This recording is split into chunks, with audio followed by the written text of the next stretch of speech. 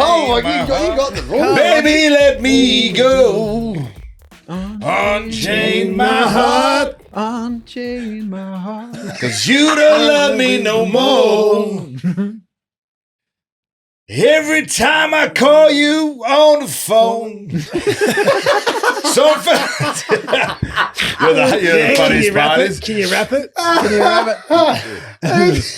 We did everything to get Locky singing there, but Exactly. he just... He didn't want it. He was having a They good sound go. exactly like him. Yeah. That's it. Anyway. Welcome to the bonus episode of The Shed. Darren Lockyer with us. Welcome, Locky. Hey. Thanks, That's gents. it. I'm We'll put a a bit round of nervous. applause I'm a in bit there. nervous. I don't know what to expect here. I wouldn't know. I don't even mate. know what's Well, going on. aren't you still here, so yeah.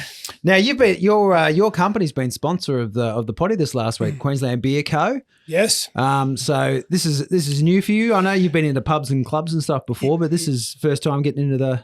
Yeah, so there's a Beer? few guys I know on my business network that have sort of went away and bought a few little small independent craft breweries, and they've always had a bit of ambition to come together and create a new brand, which is Queensland Beer Co. So that was established this year, and between my Channel 9 connections and getting Wally, JT, Cam and myself involved, sort of put a bit of a face to the brand. And mate, I got the hat on too Yeah, for the London Broncos. I saw that. Thanks for the support. That's right, mate. How are they going, the London Broncos? Yeah. So are you? They won by 130 something the other Yeah, day. Really? really? Someone. Yeah. So when we first took over there, we were recruiting to go into the Super League. And so all the championship, which is the second tier teams, they're all part-time. So our squad is full-time. Yeah. And hence the reason why there's some big scores at the moment. We put, He's going up. well, that's the plan. That's the That's Yeah, what yeah. we're And hoping. so you find out this year, like, is that how it all works? You got to Find out in the next couple of months, okay. I reckon. Right. Basically, there's a few moving parts. The NRL going or investing in the Super League is one of those things. Yep. That we don't know which they should. if that's going to happen. I think if it does, that'll be awesome for the game over there. I do think the Northern Hemisphere needs a bit of Bit of love. needs investment, but also probably needs the expertise of the NRL to take it to the next level. Yeah. I do think the international game rugby league is the final frontier. If we get the Northern Hemisphere competitions really strong and we go to an Ashes series and we don't know if England's going to beat Australia and vice versa, that's a good outcome there. Dude, I believe the Vegas thing, I think that should be in the UK. We did that a few years back. I know, where but I personally pre-season. that's how they should do it. That's Yeah. where they should do it because I think that's the true fans. I believe if they take it there and help the part of the Super League, I think it'd be way better. I truly believe you'd get true crowd, like true supporters, bigger crowds, and I reckon it'd be unreal, and I think that would grow our game. Yeah. Yeah, well, Peter's he's been very vocal about London, especially. So he knows that it's a world city, which it is.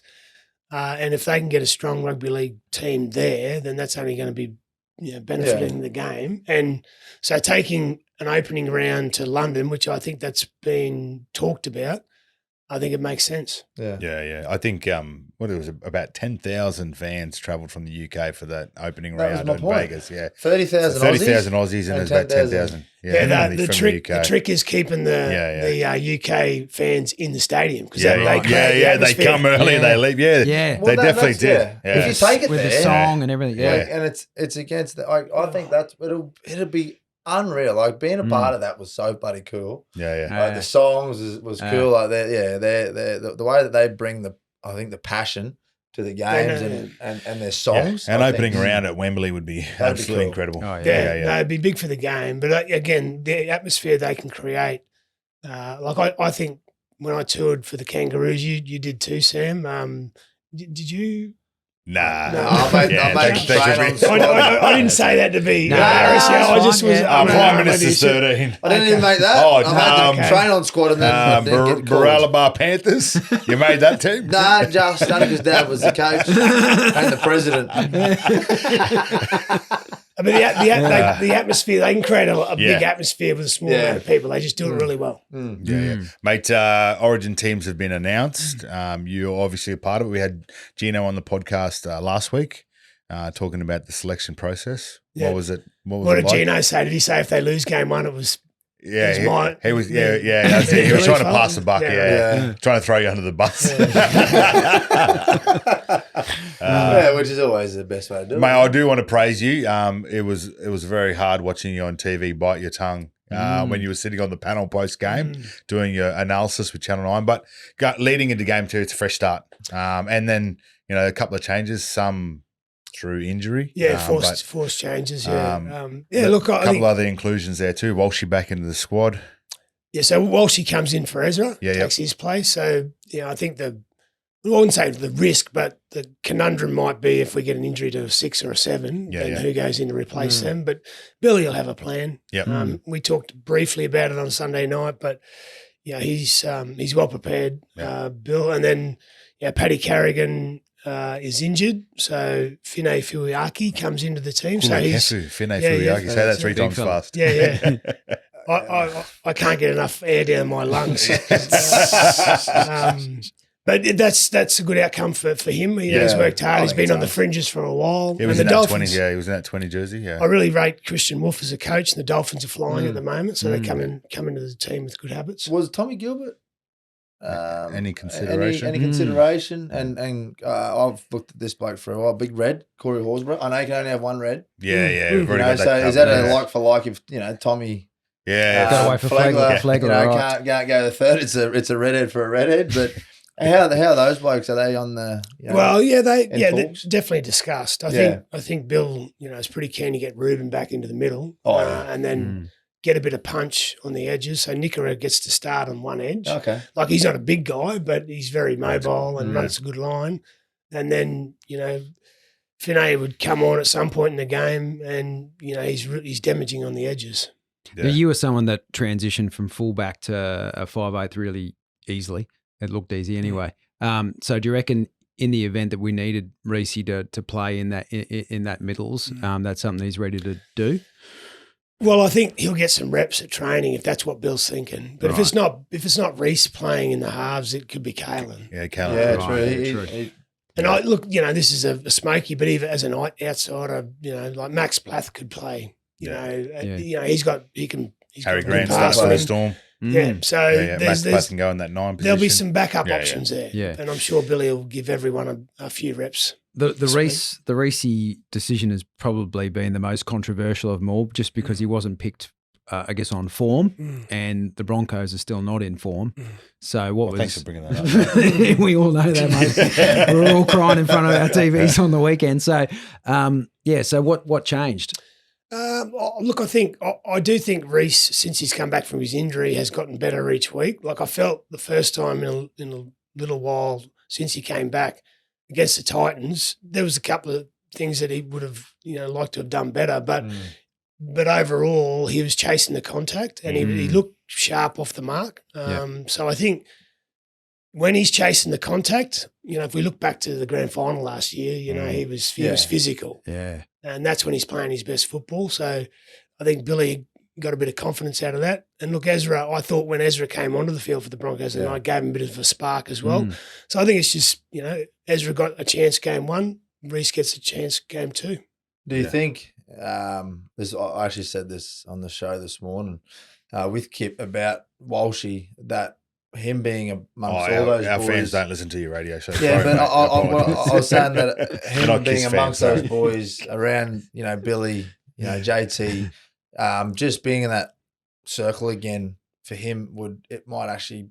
It's good for the Broncos. Spark him but bring that back out of him. Like he is chasing the contest, but I feel like he is a little bit down on self-belief right now, and I think going back there, it might be able to actually reinvent that and bring it back out of him, and it could be the best thing for the rest of the season for us. Yeah, well, when a team's struggling, and we're talking about the Broncos right now, probably after the third loss, it starts to zap your confidence, and every time you lose another one, it just goes down again. And we saw it with Melbourne, right? So they lose 7 in a row, which is unheard of.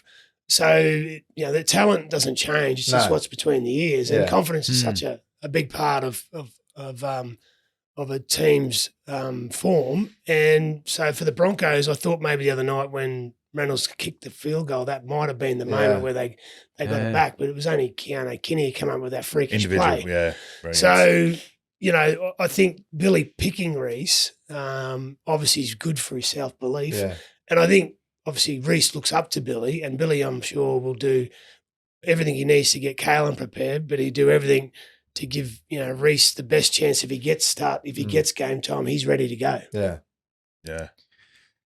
Do you reckon, what do you think about the Queensland, the team and how they're going to be feeling? Like, most of us believe they should have won that first game if there wasn't some poor decisions. But do you reckon they would go in with a fair bit of confidence, like they just had a win almost?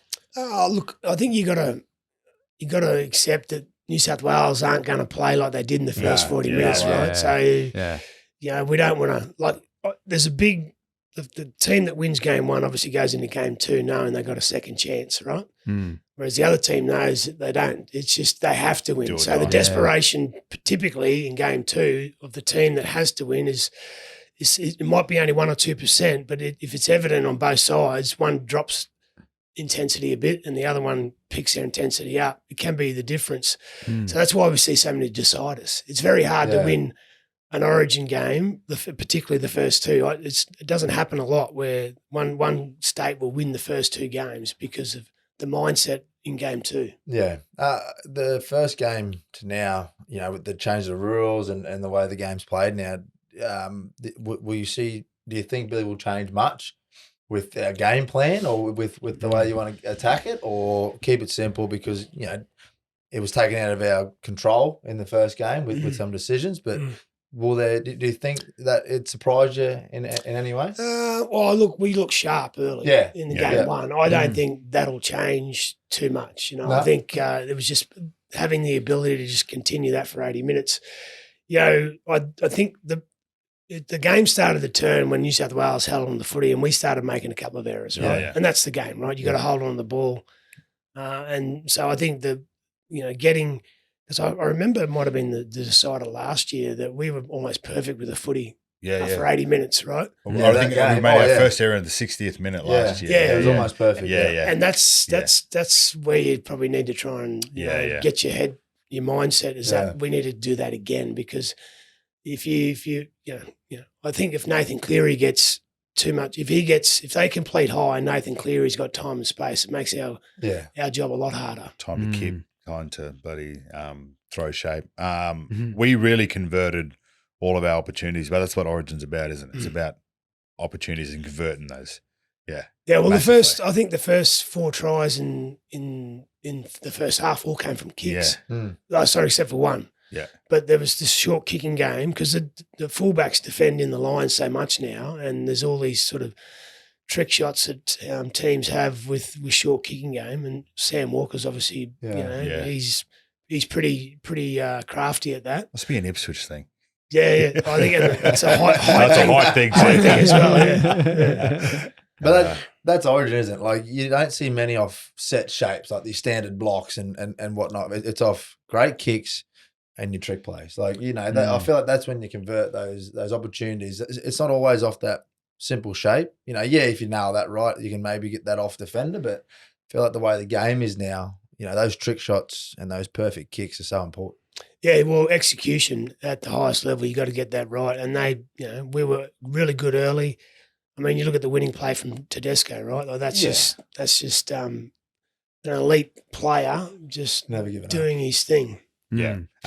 Melbourne's not a great place for Queensland. I think we've won. I realise that. We won 2 out of 6. I think the last time we won there was 06 when. Oh, really? Yeah. Then. And I think we've only won one game at the MCG, which was way back in 1995. So it's not an overly you brought great. Some crap stats. How do you? Those stats are horrible. How do the boys focus? Because you have to ask that question. Well, I think you actually use that as motivation. I think that's the challenge, right? History shows that we struggle there, but that doesn't mean that this team can't. Same as Perth last year, game 2, same thing. Shook that. So Billy, the one thing about Billy is you have everyone prepped individually and collectively for the game. Obviously, Billy lives in Melbourne, so I think he'd use a bit of that experience and impart that on the guys. But they know they have to win, right? So they'll be out there, with their best intensity or their highest intensity, and hopefully they execute the game plan. If they do that for 80 minutes, then they're a good chance of winning. You expecting a lot of points, like with the 6 again rule? We've been getting more points than ever in footy, but It was actually pretty good in the first game. Actually, Yeah, the first game was great. It was just except for one decision, it was refereed pretty well. There was limited 6 again. It depends on the referee's appetite for them, right? Yeah. So it's always been this theory that Origin's ref differently, and it is. It is. They're a little bit more lenient. They want the game to flow. They want to let the players decide the outcome. So I don't think it'll be any different in Melbourne. And I'm hoping that it's not. Look, what was the end score in game 1? 22-20. Yes. And I reckon that's about the sweet spot. That's a good contest, right? These blowouts we're seeing at the NRL level, I think we'll start seeing less and less of them as the players get fitter. I'd rather see a tight contest that's got a few points on either side rather than high scoring games. Yeah. Great. You'll be down there in Melbourne, Locky. You're a huge part of the selection process, but we all have hope. But what's your prediction for game 2 in Melbourne? Well, it'd be interesting to see where the Blues land because there's a few injury clouds there at the moment. I mean, Casey McLean he's a handful. Yeah, he is playing in the centres, and he's a handful on the wing, but he's a handful on the wing and in the centres. No. But I thought Kohler.